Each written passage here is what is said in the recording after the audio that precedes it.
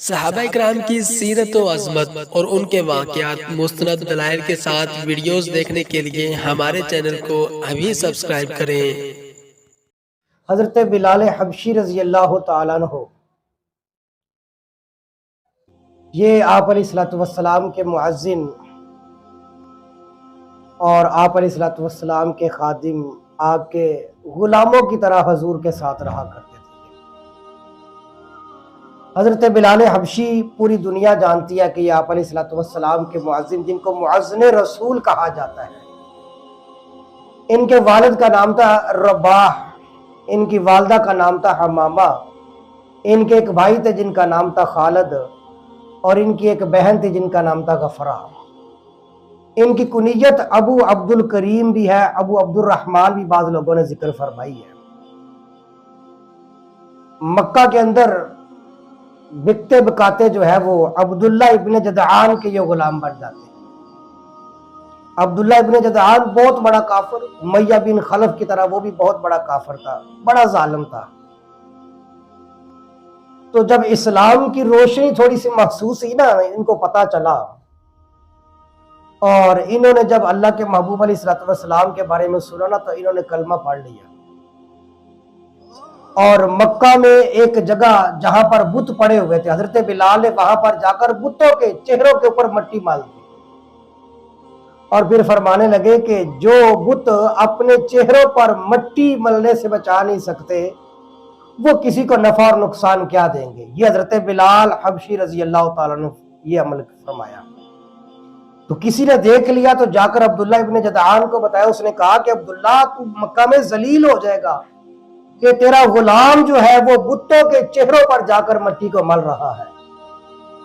تو اسی طرح انہوں نے پھر کیا کہا کہ اس سے پہلے کہ لوگوں کو پتہ چلے، انہوں نے اپنا غلام جو ہے وہ امیہ بن خلف کو دے دیا، جو مدینہ کے بڑے ظالم ترین لوگوں میں سے تھے۔ حضرت بلال نے کلمہ طیبہ تو پڑھ لیا، تو ایک دن گزر رہے ہوتے ہیں، حضرت عمار بن یاسر رضی اللہ تعالیٰ، ان کے اوپر بھی بڑا ظلم و ستم ہو رہا تھا۔ تو امیہ بن خلف بھی ان کو مار رہا تھا، ابو جہل بھی ان کو مار رہا تھا، اور بھی مشرکین مکہ کے بڑے بڑے سردار عمار بن یاسر کو مار رہے تھے نا، بڑا ظلم کر رہے تھے ان کے اوپر، دیوار کے ساتھ لگا کر ان کو مار رہے تھے۔ تو یہ امیہ بن خلف نے بھی ان کو مارا، تو پھر جب تھک گیا نا مار مار کے، تو اس نے حضرت بلال سے کہا کہ بلال، کیونکہ اس کو تو نہیں پتا تھا کہ بلال بھی مسلمان ہو چکے ہیں، تو اس نے حضرت بلال کو کہا کہ بلال یہ کوڑا پکڑو اور عمار بن یاسر کو مارو۔ عمار بن یاسر محسوس کر رہے تھے کہ بلال تو کلمہ طیبہ پڑھ چکے ہیں، تو حضرت بلال کے بالکل قریب ہو کر نا عمار بن یاسر کہتے ہیں کہ بلال تم دو چار مجھے مار لو کوڑے، کوئی بات نہیں، لیکن اپنا ایمان ظاہر نہ کرنا۔ حضرت بلال جو ہے وہ کوڑا جب پکڑتے ہیں خاموش ہو جاتے ہیں، کبھی عمار بن یاسر کو دیکھتے ہیں، کبھی ان کافروں کے چہروں کی طرف دیکھتے ہیں، اور عمار بن یاسر پھر بھی ان سے کہہ رہے ہیں کہ میں مار کھا رہا ہوں، آپ اپنے ایمان کو ظاہر نہ کرنا ان کے سامنے۔ لیکن قربان جائے حضرت بلال حبشی رضی اللہ تعالیٰ عنہ، انہوں نے کہا مار، اگر تم رسول اللہ کی محبت میں مار کھا سکتے تو بلال بھی کوئی کمزور تو نہیں ہے اتنا۔ حضرت بلال اس موقع پر پھر فرما دیتے ہیں کہ امیہ بن خلف، میں یہ کوڑا عمار بن یاسر کو کبھی نہیں مان سکتا، تم یہ کہتے ہو کہ میں اگر انکار کروں گا تو مجھ پر ظلم کرو گے، سنو میں تم سب کے سامنے اشہد ان لا الہ الا اللہ واشہد ان محمدا عبدہ ورسولہ پڑھتا ہوں۔ پھر آپ اندازہ لگائیں کہ مکہ کے ظالم ترین لوگوں کے ہاتھ حضرت بلال چڑھ جاتے ہیں، اور پھر ان کا ظلم و ستم جو ہے وہ تاریخ کے اندر رقم ہے کہ کس طریقے سے حضرت بلال حبشی پر ظلم کیا گیا۔ حضرت بلال حبشی رضی اللہ تعالیٰ کو تپتی ریت پر لٹا دیا جاتا تھا، اور بھاری چٹان ان کے اوپر رکھ دیا جاتا تھا، لوہے کی زنجیریں ان کے اوپر ہوتی تھی، اور امیہ بن خلف بدبخت جو ہے وہ حضرت بلال حبشی رضی اللہ تعالیٰ عنہ پر مار کر رہا ہوتا تھا، کوڑے مار رہا ہوتا تھا۔ اسی عالم کے اندر حضرت سیدنا صدیق اکبر رضی اللہ تعالیٰ عنہ کا گزر ہوتا ہے نا، تو سیدنا صدیق اکبر رضی اللہ تعالیٰ عنہ جب حضرت بلال کو دیکھتے ہیں نا، تو پھر ظاہری بات ہے کہ مسلمان کا جو ہے نا وہ دکھ برداشت نہیں کر سکتا۔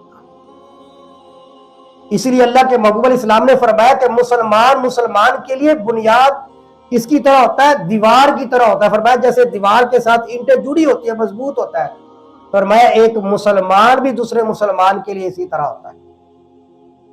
تو حضرت صدیق اکبر کہاں برداشت کرتے کہ حضرت بلال حبشی پر ظلم و ستم کیا جائے. اور ایک روایت میں تو یہ آتا ہے کہ آپ علیہ السلام نے جب دیکھا نا ابو بکر حضرت بلال رضی اللہ تعالیٰ عنہ کو، تو حضور نے حضرت سیدنا ابو بکر صدیق سے کہا کہ ابو بکر اگر ہمارے پاس مال ہوتا نا تو ہم بلال کو آزاد کر لیتے. سیدنا صدیق اکبر کو جب پتہ چلا تو آپ بلال کے مالک کے پاس جاتے ہیں اور اسے جا کر کہتے ہیں کہ جتنا تمہیں مال چاہیے لے لو اور بلال کو آزاد کر لو. وہ کہتے ہیں کہ یہ تو کسی کام کا نہیں ہے. تو سیدنا صدیق اکبر فرماتے ہیں کہ ہمارے بڑے کام کا ہے بندہ.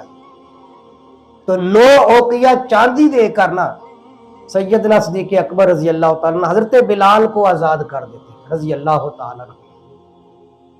اور پھر جب ان پر ظلم و ستم ہوتا تھا سیدنا بلال پر رضی اللہ تعالیٰ عنہ، اس قدر ظلم و ستم ہوتا تھا کہ امیہ بن خلف جب تھک جاتا تھا نا مار مار کے، تو پھر مکہ کے اوباش لڑکوں کو پیچھے لگا دیتا تھا، ان کے گلے میں رسی ڈال کر کھینچا کرتا تھا.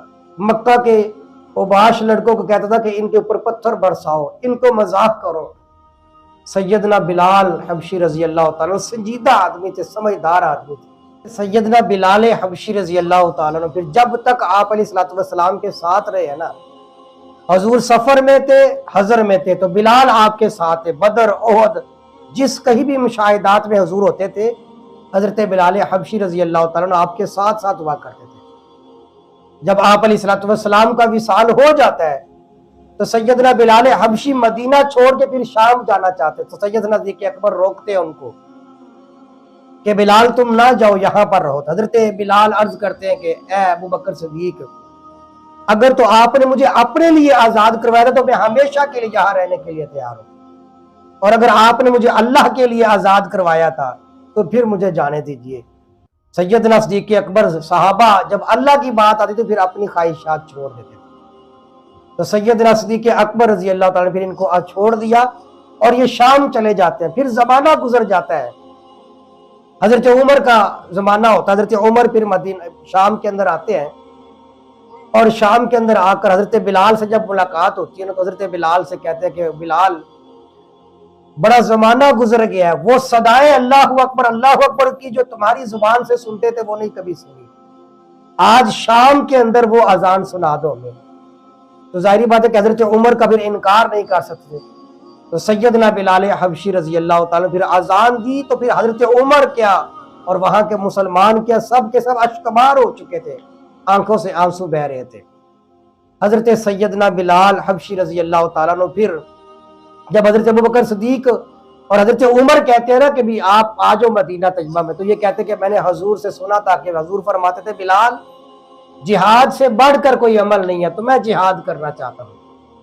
پھر حضرت عمر ساری زندگی پھر شام کے اندر ہی گزارتے ہیں. ایک حدیث میں آتا ہے کہ حضرت بلال کی آپ شان اور عظمت دیکھیں. حضرت امام مالک رحمۃ اللہ علیہ روایت نقل کرتے ہیں.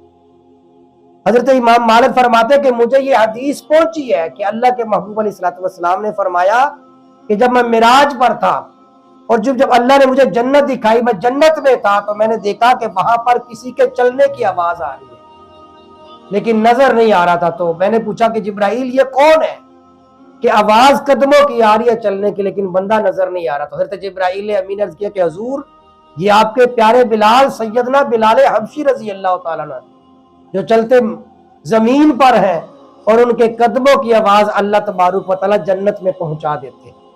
یہ سیدنا بلال حبشی رضی اللہ تعالیٰ عنہ کی ذات برکات. حضرت سعید ابن مسیب فرماتے ہیں، سعید ابن مسیب کون ہے؟ مدینہ کے 7 بڑے فقہاء تھے، ان میں اول درجے کی جو سب سے بڑی فقاہت رکھنے والے تھے وہ سعید ابن مسیب رحمۃ اللہ علیہ. یہ فرماتے ہیں کہ حضرت بلال کو اللہ تعالیٰ نے بڑا پختہ ایمان دیا تھا. ایک روایت میں یہ آتا ہے حضرت عبداللہ بن مسعود فرماتے ہیں کہ چند ایک لوگ تھے جنہوں نے کلمہ طیبہ پڑھا اور پڑھتے سار اپنے کلمے کا اظہار فرما دیا. فرمایا ایک تو خود رسول اللہ کی ذات ہے صلی اللہ علیہ وسلم، ایک سیدنا صدیق اکبر، ایک حضرت صہیب رومی، ایک حضرت عمار بن یاسر اور ان کی والدہ اور فرماتے ہیں کہ حضرت بلال حبشی بھی ان لوگوں کے اندر شامل ہے کہ جنہوں نے کلمہ طیبہ پڑھا اور فوراً اظہار کر دیا، اور پھر دمشق کی جامع مسجد کے قریب جو ہے ان کا مزار ہے۔ اللہ پاک ان کے نقش قدم پر چلنے کی توفیق عطا